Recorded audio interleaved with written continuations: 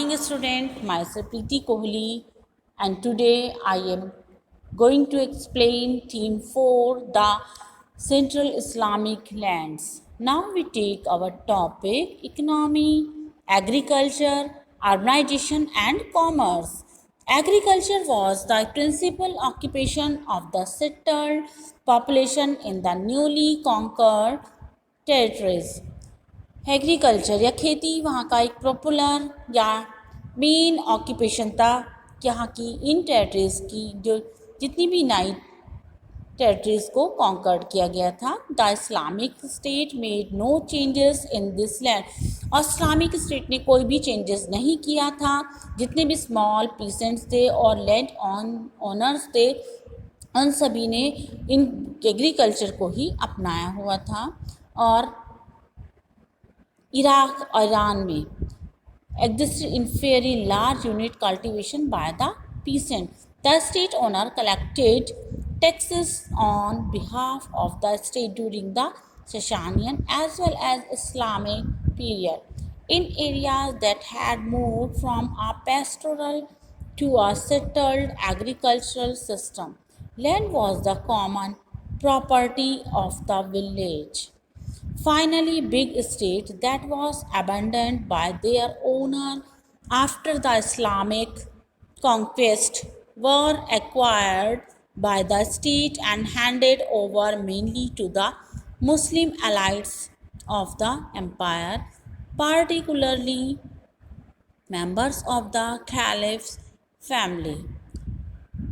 ही जितने भी लैंड थे कॉमन पीपल की प्रॉपर्टी थी गांव में, और ये लोग यहाँ पर ऑनर्स के इस्लामिक कॉन्क्वेस्ट जितनी भी इस्लामिक के द्वारा जीता गया था, इनको मुस्लिम्स ने जितने भी अलाइट मुस्लिम थे उनको हैंड ओवर कर दिया गया था। और the state had overall control of the agriculture land. जितना भी स्टेट था उसका इन एग्रीकल्चर लैंड के ऊपर कंट्रोल था। उन्होंने ड्राइव किया था बल्क में और इनकम लैंड रेवेन्यू के रूप में। एक बार इन्होंने कॉन्किस्ट किया था, सभी को कॉन्किस्ट कर लिया था, जीत लिया था। और जो भी कॉन्कर जीते हुए लैंड थे अरब्स के द्वारा, उनको ऑनर्स को उनका वो ऑनर्स उनका सब्जेक्ट था। इट मीन्स कि उनसे टैक्स लिया जाता था खैराज नामक, और which varied from half of to the fifth of the produce according to the condition। इस कंडीशन के अकॉर्डिंग जो कल्टीवेशन थी वो की जाती थी। और यहाँ पर ऑन द लैंड हेल्ड और कल्टीवेटेड बाय मुस्लिम्स के द्वारा इसको कल्टीवेट किया जाता था। और ये टैक्स लिया जाता 1/10 उसर के नाम से इसको लिया जाता। जो भी इनका प्रोडक्शन था उसमें उर्स के नाम से लिया जाता था ये tax.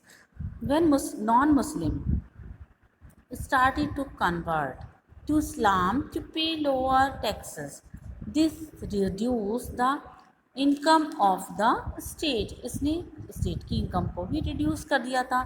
That is the shortfall, the Caliph first discouraged conversion and later adoption a uniform policy of taxation. इसीलिए सबके लिए एक यूनिफॉर्म या एक समान पॉलिसीज़ को अपनाया गया था। और यहाँ पर from the 10th century onward the state authorized its official to claim their salaries from agricultural revenue from territories called इक्तास। एक और रेवेन्यू टेरिटरीज से लिया जाता है जिसको इक्तास बोला जाता था। ये रेवेन्यू असाइनमेंट था। Agriculture prosperity went hand in hand with political stability. जैसे पॉलिटिकल स्टेबिलिटी या राजनीतिक स्थायित्व के साथ जो एग्रीकल्चर थी की प्रॉस्पेरिटी वो एक के बाद दूसरे के बाद हाथ में जाती गई। In many area specially in the Nile valley the state supported irrigation system, the construction of dams and canals and the digging of wells, all of which were crucial for good harvest.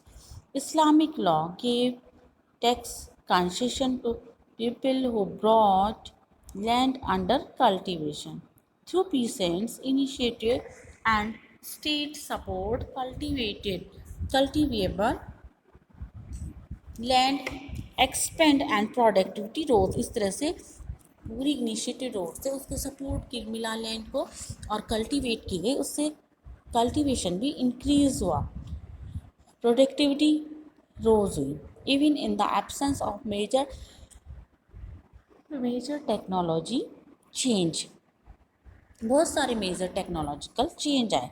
Many new crops such as cotton, oranges, banana, watermelon, spinach and brinjals